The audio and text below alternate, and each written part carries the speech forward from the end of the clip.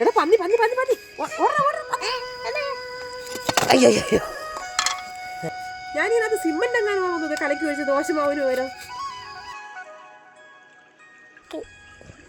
ഇവിടെ ആരാണ് പരാതി വേണം ഞാൻ പൊട്ട് വയ്ക്കുന്നില്ലെന്ന്?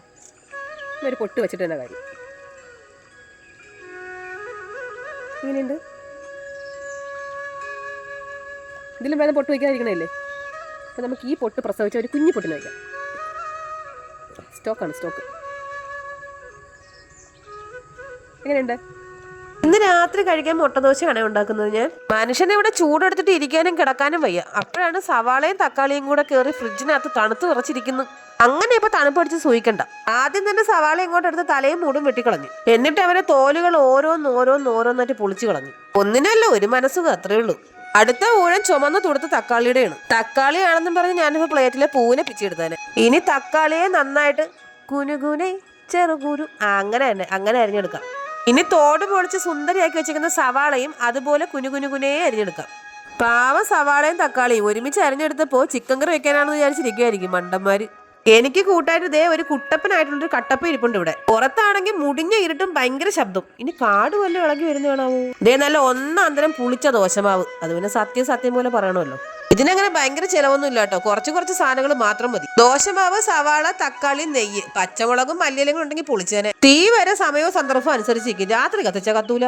ഇനി ചൂടായ തവയിൽ വെളിച്ചെണ്ണയ്ക്ക് ഒഴിച്ചിട്ട് ദോശമാവ് കോരി ഒഴിക്കാം.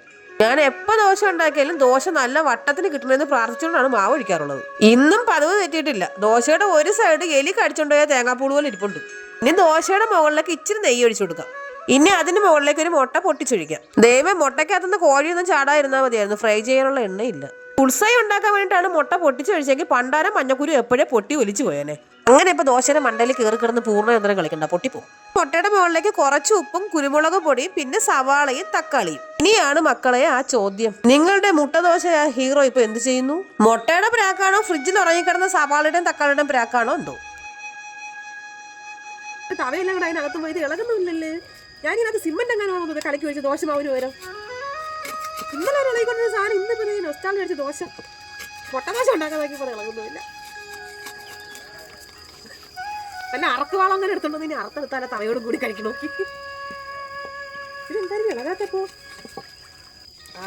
എന്റെ ദോശക്കുട്ടന്മാര് ഇളകി വരുന്നുണ്ട് കുറേശ്ശെ. എന്റെ പൊന്നേ, ഇതെന്തോന്നടേ ഇത്രയും നല്ല ഭംഗിയായിട്ട് ആരും മുട്ടദോശ ഉണ്ടാക്കും? ഇതിൽ പോയിട്ട് സവാളയാണ് തക്കാളിയാണ് മുട്ടയാണ് ഞാൻ എങ്ങനെ കണ്ടെടുക്കും? ഇതിപ്പോ ഒരു മുട്ടദോശ തോരൻ പോലെ ആയി പോയല്ലോ.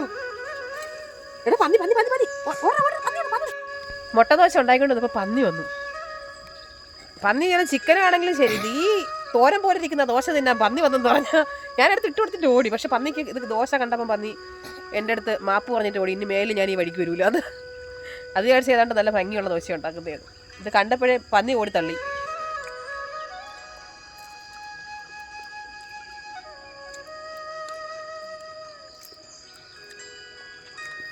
ഒരു ടേസ്റ്റും ഇല്ല. നല്ല പുകയുടെ ചവ.